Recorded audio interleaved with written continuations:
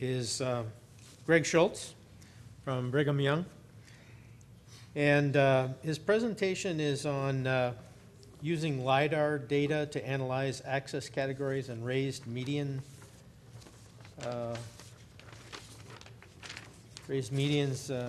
where they're installed.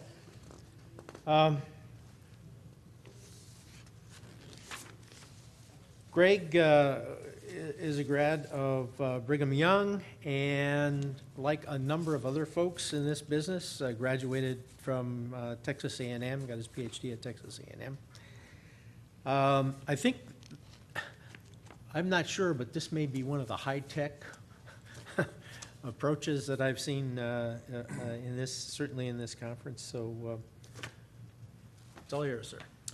All right. Well, unlike Karen, I stand between you and the break. She always apparently stands between you and lunch. So you've already had lunch, it's kicking in now, you're falling asleep. And so, you know, we have to have this break coming up so you can wake up again. But I will do my best to keep you awake until that point. It is a good opportunity to be here. Grateful for the opportunity, the things that we've learned thus far. There's a lot of good information, a lot of great things coming out of the conference, so appreciate all of you being here. Like all of our access management conferences, you know, we plan these for a long time, and we really hope we can get a lot of people here. I thought we had a pretty good turnout here this morning, so hopefully you're learning some things that are going to help you out in whatever industry you're in. I've been a member of the Access Management Committee for, I don't remember how long it's been. It's long enough that they finally kicked me off because they said you can't be a member of a committee that long, and so I'm actually not a member of the committee right now, but maybe they'll let me back in someday.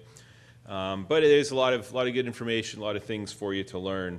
So I am going to talk about I don't know, I guess you could say maybe it's a little more high-tech, but probably not. It's just that, you know, on the research side, we have to pretend that it is so that we can continue to keep our jobs and move forward. But I did spend about 7 years in consulting before I went back and got my PhD. So I was one of those out there doing all the traffic impact studies and looking at all those impacts. So I've been involved in access management to some extent my entire career. I do want to recognize Marley Seat, one of my graduate students who worked on this particular research project, and she is now off working in the consulting world, so I guess it was successful for her as well. So I'm going to go through just some of the basics here: introduction, purpose and need.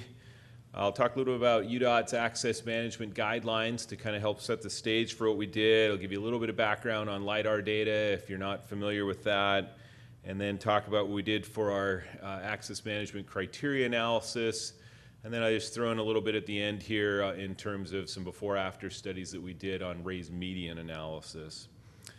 So you've seen this definition a variety of times. If you don't have it memorized yet, you should by Thursday at noon. In terms of the definition of access management, the coordinated planning, regulation, design of access between roadways and land development. And of course, one of the things that's been hit upon a lot or talked about a lot here too is that we're trying to look at, you know, all modes of travel in terms of what we're doing with our access management designs. A lot of the components that we look at in terms of access management, of course, are the main thing we're trying to look at here is the reduction of conflicts. If Phil were here in the room, he would say that we should call this conflict management as much as access management, because that really is what we're trying to do, and the previous speakers here have talked about that as well. So some of the things in our perspective, what we're looking at more in the urban environment is driveway consolidation, median treatments, left turn lanes, trying to accommodate movement while removing those conflicts. So the purpose of this particular research project, we're looking at ways that we can utilize LIDAR data, and I'll talk a little bit more about the LIDAR data, but the Utah Department of Transportation has put a lot of money and effort into collecting data on all of their assets throughout the state using LIDAR. And so we were looking at how we can potentially utilize that from an access management perspective and look at access management, driveway spacing, raised medians, different components, different parts of that. So we determined some hotspot locations that we could look at for implementing access management techniques. Using this data, we evaluated the driveway spacing access criteria, and then did a before-after study on the raised medians to go along with the analysis. So in Utah, access management is handled through an administrative rule, the R930-6. In my site planning class, I make the students read this manual their first week while I'm at TRB and they're potentially not. And it's a great read. They all are really excited about it. It just keeps them going that whole semester. And for some reason, Rob just laughed in the back there. I'm not sure why. But anyway, this is our rule. We all have to have this rule, right, in terms of identifying, how we can maximize public safety, how we're going to handle access management within our state. One of the things in that rule, of course, is our access classification, based somewhat around functional classification, but we have in the state of Utah 10 different classifications or categories. We call them access categories.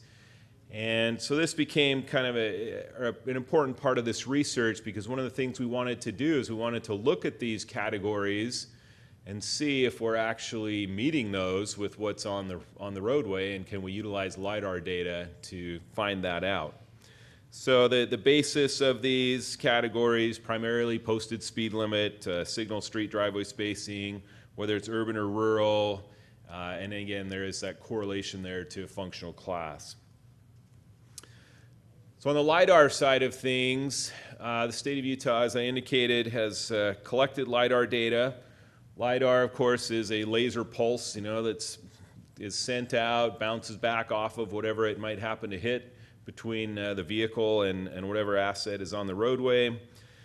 That time is recorded, and we're able to get an inventory of where everything is on the roadway, including, signing, striping, curb and gutter, trees, birds flying through the air.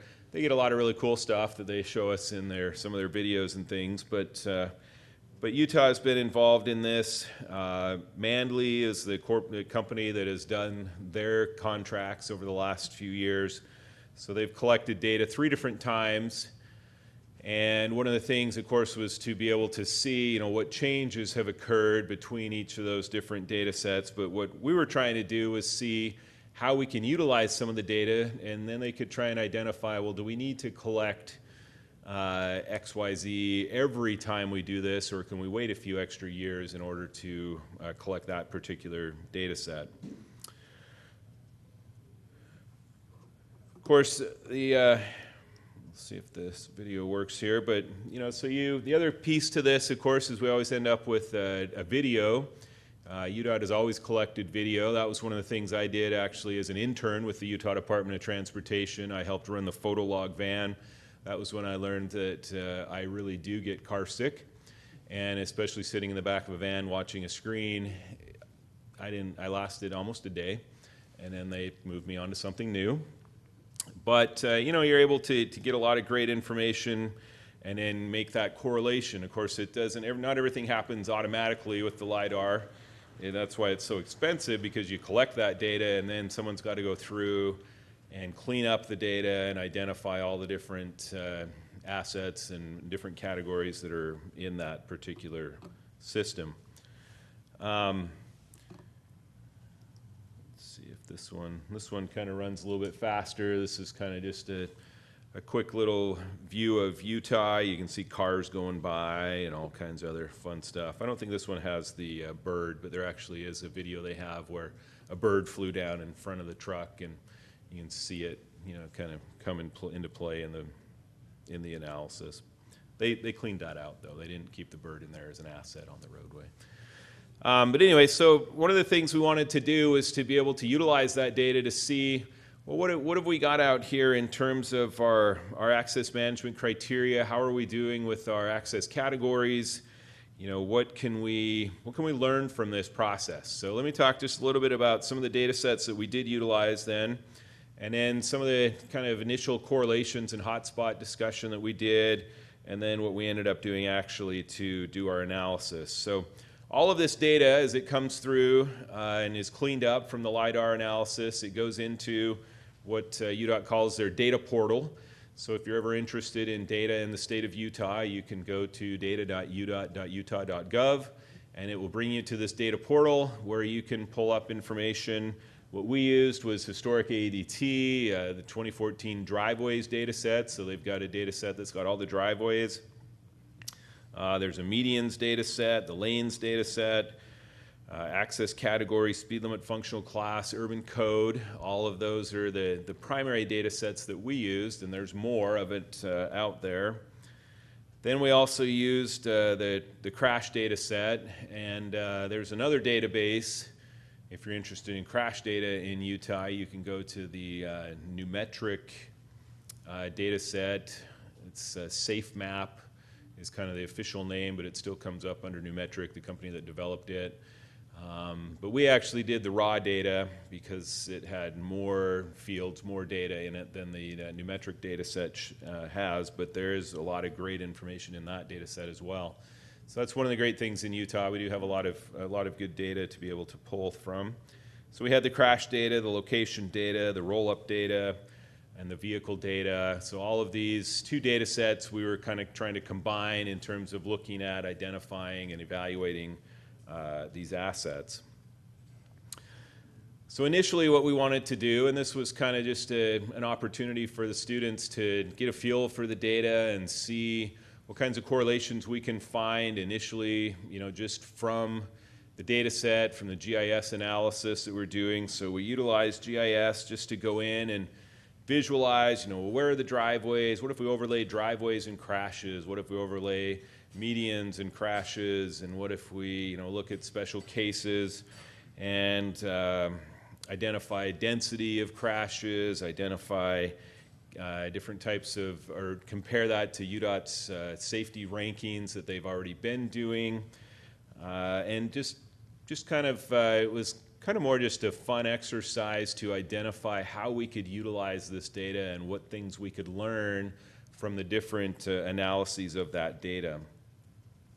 So we created graphs that look something like this, or maps, where you're comparing you know, access densities, crash densities, median types. So here, this is St. George Boulevard. If you're familiar at all with the state of Utah, St. George is in the south, right on this kind of the southern border before you get into actually Arizona and then into Nevada. St. George Boulevard is a roadway that historically, and I don't have actually the other graph, I should have put it in here, the other map, but historically it had been a roadway with no raised medians, lots of access points, and lots of crashes. And so that's probably been about 10 years or more ago now, they went in and put in a raised median along the entire corridor. So you can see the median type here is raised median. And the business owners were sure this was going to just shut down the whole city. The world was going to fall apart, which it didn't. In fact, it was very beneficial to the city. But it's interesting to kind of look at it now and see the crash density. You do see all the crashes now are occurring, of course, at the intersections. There's no, not mid-block. You get a few little ones here and there. But there's still tons of accesses along here. It's just that you have to turn right. They're right in, right out primarily. So that was just kind of an interesting analysis. We did do another analysis, a before-after analysis, where before that raised median went in, this crash density was just solid all the way along the whole roadway. We just had crashes occurring everywhere in terms of that particular corridor. Another one where you see similar, 400 South in Salt Lake City. If you know much about Salt Lake City, you'll see here this is a rail and transit. So this is where light rail runs down from the University of Utah down into downtown. So again, we still see that same thing. All of the crashes are occurring at the intersections. There's lots of access though, so that raised median is doing its job. In this case, a train, and at least we're not seeing too many people hitting the train, so we don't have any locations there. Then you get into kind of a more typical roadway, Spanish Fork. This is down in Utah County, closer to where I live. And here we've got, just an undivided roadway. We've got crashes occurring kind of, all along the roadway, lots of accesses, and you can kind of see those correlations between accesses and crashes. Well, that was all really good. It was kind of a fun exercise visually to be able to see what's out there. But we weren't able to, really do some full analysis and try and, pinpoint or predict crashes in that manner. So we decided to go dig into it a little bit deeper and try and identify, what else can we do? What else can we learn from this? One of the questions we wanted to ask was whether or not the current roadway characteristics match the current access category. We wanted to see, kind of how we can identify where there's hotspots occurring, where there are challenges out there. And we couldn't quite do that just using the GIS. So we started getting into more of an Excel-based worksheet. We still did look at, graphical representation of what's out there.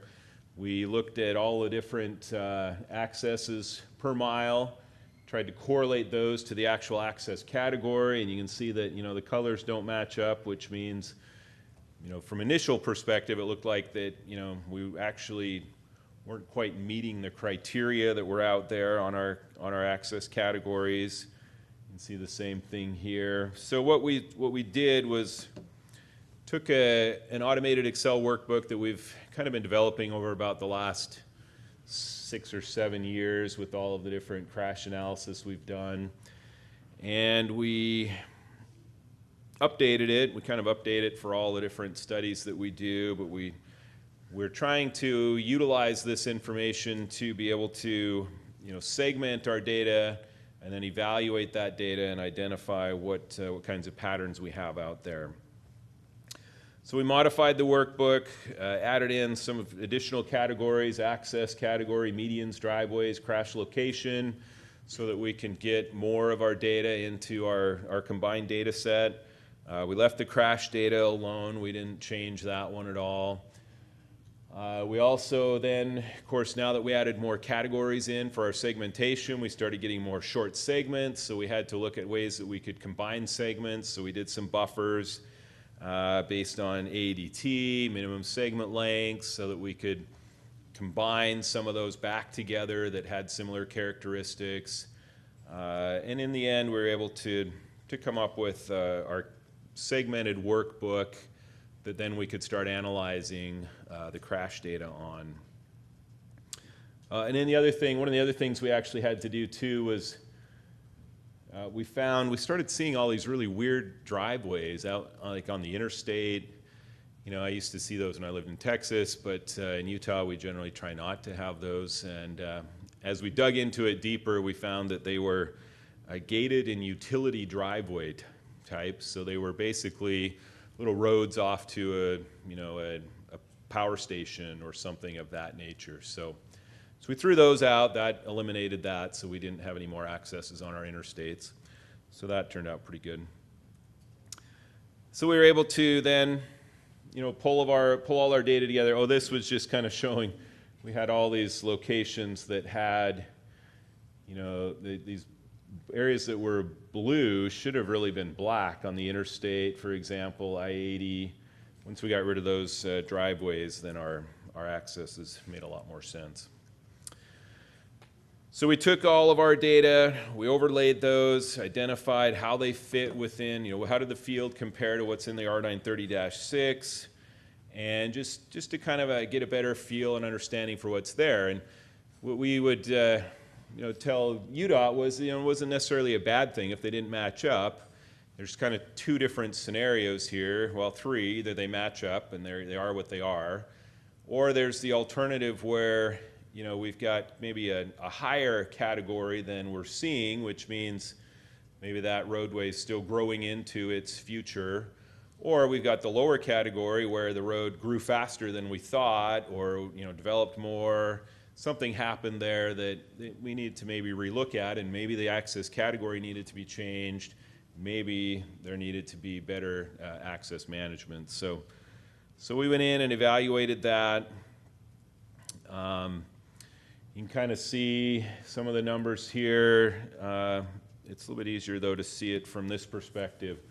So here was all of our different categories. Obviously, if it's in the green, and you can just kind of see the colors from where you're at, but the green were good. The light red cells meant that, you know, less than 10% of the total access categories fell within that new category. The dark ones meant that we had quite a few segments that were outside of where they really should have been. And so those were ones we were kind of a little more concerned about. You know, you get one or two that are off, and, you know, we can go back and kind of look at those. But you can see there was a few locations where there were a lot of areas that were, you know, needed to be reconsidered in terms of what the access categories were. Now, that was really the end of our research on this, was just to identify where those were at, provide that information to UDOT, and now, well, it was actually one of those times where our access management champion within the state took a job at a different company, and so it's now just kind of sitting there until somebody decides to take the reins on that again. So all of you DOT folks, just stay in your jobs, would you? You know, when I was a consultant, the DOT would complain about all these consultants that change jobs all the time, and I thought, what do you mean? The DOT guys are jumping around way more than the consultants are, because when the consultants change job, they still do the same thing, just under a different name. But anyway, that's kind of where that's at. Unfortunately, we haven't been able to get a new champion on board to now take that to the next level and reevaluate and see where those need to go. The other piece of what we did here was, as I talked about, was this raised median analysis, because one of the things we were really focused on here were the medians and the driveway densities and looking at the safety. So the other thing we did, and I did this several years ago in Utah, but now I had a lot more data, a lot more raised medians had been installed. So we did a new before-after study of raised medians and their effectiveness.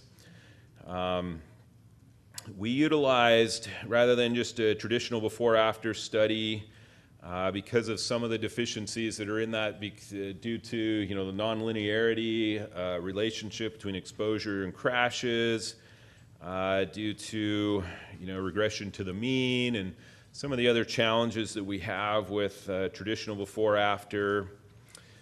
We utilized a Bayesian analysis for our before-after study. Seemed like this came up. Someone asked earlier what color the Highway Safety Manual was. It's yellow, so if you hadn't seen that, there it is. I don't know what color they'll make the second edition, a different shade of yellow, because we got, you know, we have the green book, the yellow book.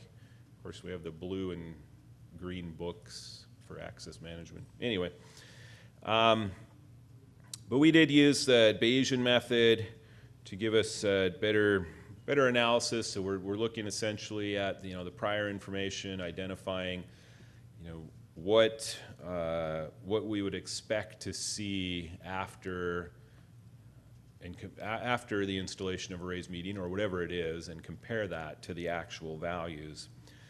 So we looked at 20 different raised median segments. We inputted, of course, we had all this data that we'd been collecting, so we used all of that data in the model and looked at which model, which characteristics, which variables were most representative to help us get the best results that we could. We pulled out the installation year for each of those, just pulled the whole year out rather than just trying to take a few months out here and there. That, of course, was probably one of the biggest challenges of this study, was figuring out what year those raised medians were installed. That's another one of those things is, you know, we kind of keep track of that. We do have, you know, all the reports from all of our projects that are done, but some of them include a raised median, some don't, and there's not a little check mark for that. So I had students spend a lot of time watching historic video to see, oh, no raised median, no raised median. Oh, there's a raised median. Okay, somewhere in between here and there that got installed. But we did do that and utilized, again, our model. We used VMT. It ended up being a relatively simple model. We used VMT instead of ADT, just combining the ADT and the segment length together. We looked at the model, ended up using 3 different access categories, 3, 4, or 3, 5, and 6. And then we ran the model for all different types of severities, all severities, 1 and 2, 1, 2, 3, 3, 4, 5. So in Utah, we have a 1 through 5 scale that ties into the Cabco scale. So 5 is a fatal, 1 is a property damage only. So we just looked at all types of different comparisons.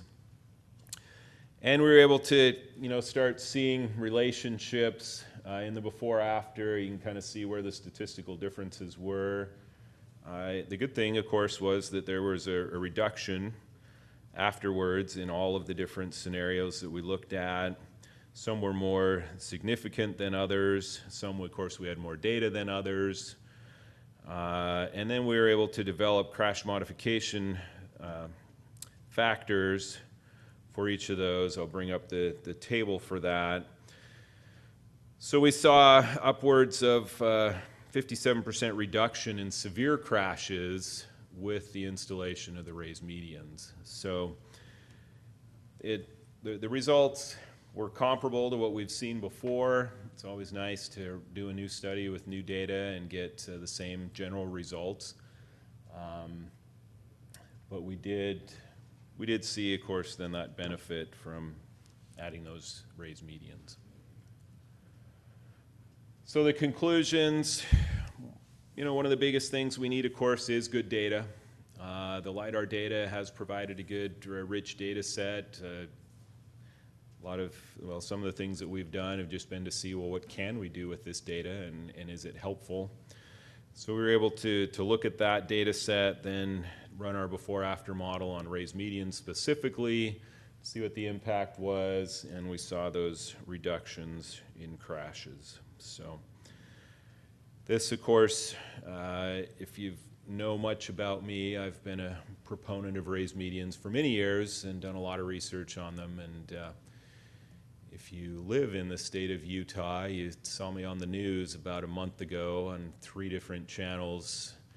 Actually, the research I'm going to talk about tomorrow was highlighted by our university, was picked up by several of the news agencies, and so I stood outside for a day and was interviewed about raised medians. And it's kind of interesting. You know, we do research that strikes a chord with people, just regular public, as was talked about. If you have a driver's license, then you are a traffic engineer. And so when you start telling people you need to have raised medians and no more left turns, they get a little bit concerned, and you start getting calls from people. So it's kind of fun. But anyway, that is the research. Questions? Analysis of the raised medians, did all of those roadways have the same number of through lanes before and after? They did. Were they all 4? There was a mix of 4 and 6, or all? Yeah, there was a mixture of lanes. Did you try separating out the difference between 4-lane roads and calculate separately from 6-lane roads? We didn't, because then we would have even had a smaller data set, but that's a good point. We probably should have put that in as an extra variable and seen if there was a difference between them, but we didn't. We'll have to go do that again next time. For the LIDAR data, because a lot of data you use for study and also collected by traditional method, just look at Google Earth, you can find excess density or race median. But LIDAR can give you more accurate information, right? Given the median or drive median.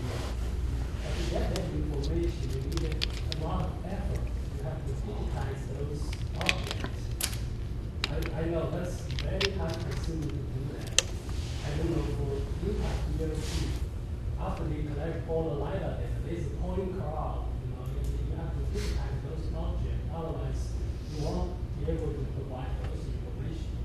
So I don't know how you get that information from LIDAR data. Is it manually or is it automatically? So the question is on the LIDAR data, when you pull all this data in, somehow you've got to bring it all into a point cloud and identify the exact locations. So part of in Utah, part of the $1 million+ contract with Manly to get that data is they digitize all that, they bring it all in, and we get essentially GIS databases with exactly where everything is located. So that's why it's, we can go into Google Earth and other places and kind of verify what we're seeing there, but we're able to get the GIS files to just automatically put into the data set. That's the advantage of it, and partly why UDOT paid on the research side for us to see if it's useful and it can we really use this? Is anybody using this data? Is it worth us collecting? And their initial contract is they went out every 2 years for 6 years and collected the data. So we have a really good base right now, and they're still evaluating whether to continue this every 2 years, 3 years, 4 years. What do we need to do? Go. For the St. George one, and I'm not sure it's the Spanish part, but also you had a DDI in the corridor. Was that part of the study that where everything started changing? Was that influenced? So the question was on the St. George corridor. Spanish Fork, we don't have any DDIs, but the St. George corridor has a DDI now. Was that any influence? No, this was all pre-DDI. Yeah, but you did notice that towards the interchange, there still was quite a collection of crashes. So it'd be good to get give it a couple more years on the DDI and then see if that's changed. Because the DDI was very helpful. Diverging diamond interchange at St. George Boulevard, I-15, that was just a real bottleneck before, and it seems to operate pretty well now.